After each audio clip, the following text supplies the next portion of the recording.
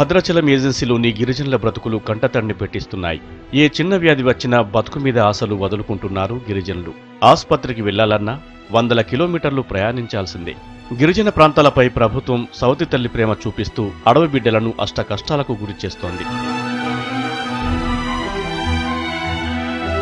భద్రాచలం డివిజన్లో 8 మండలాలు, 117 పంచాయతీలు, 620 గ్రామాలు, 2 లక్షలకు పైగా గిరిజనులు ఉన్నారు. టెక్నాలజీ యుగంలో ఓవైపు సమాజం దూసుకుపోతుంటే గిరిపుత్రులు మాత్రం వీటికి దూరంగా అడవినే నమ్ముకొని దుర్భర జీవితాన్ని సాగిస్తున్నారు. మనతో పాటు ఇలాంటి వారు కూడా ఉన్నారనే ప్రశ్న తలెత్తోంది. గిరిజనుల అభివృద్ధి పేరుతో వేల కోట్ల రూపాయలు ఖర్చు పెడుతున్న ప్రభుత్వం అభివృద్ధి మాటే వీరి ధరణి చేరడం లేదు.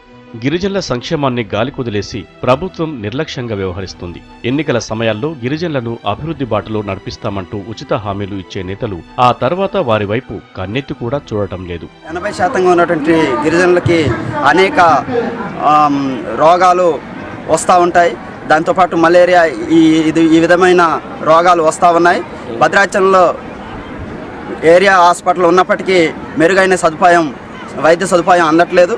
కాబట్టి మెరుగైన వైద్య సదుపాయం కోసం ఇప్పటికే హైదరాబాదు, ఖమ్మం లాంటి ప్రాంతాలకి వెళ్లాల్సిన పరిస్థితి ఏర్పడతా ఉంది. కనీస వసతులు లేక నిత్యం ఆరోగ్య సమస్యలతో గిరిజనులు సహజీవనం చేస్తున్నారు. రక్షిత మంచినీటి సౌకర్యం లేకపోవడంతో గుట్టల్లోంచి వచ్చే నీటిని తాగడం వల్ల అనారోగ్యానికి గురవుతున్నారు. సరైన పౌష్టికాహారం అందక మంచాన బారిన పడుతున్న చిన్నారులను పట్టించుకునే నాథుడే కరువయ్యాడు. అప్పుడే పుట్టిన చిన్నపిల్లలు ఫ్లోరైడ్ బారిన పడుతున్నారు. రోగాలతో కాలం వెల్లదీస్తూ బ్రతుకు మీద ఆశలు సన్నగిల్లుతున్నా ఎవరైనా సాయం చేస్తారేమోనని దీనంగా ఎదురుచూస్తున్నారు లోకం పోకడ తెలియని గిరిపుత్రులు. ఇప్పటికైనా వీరి దీనగాథలను చూసైనా సర్కార్ వారికి సాయం చేసేందుకు చర్యలు తీసుకోవాలని స్థానికులు డిమాండ్ చేస్తున్నారు.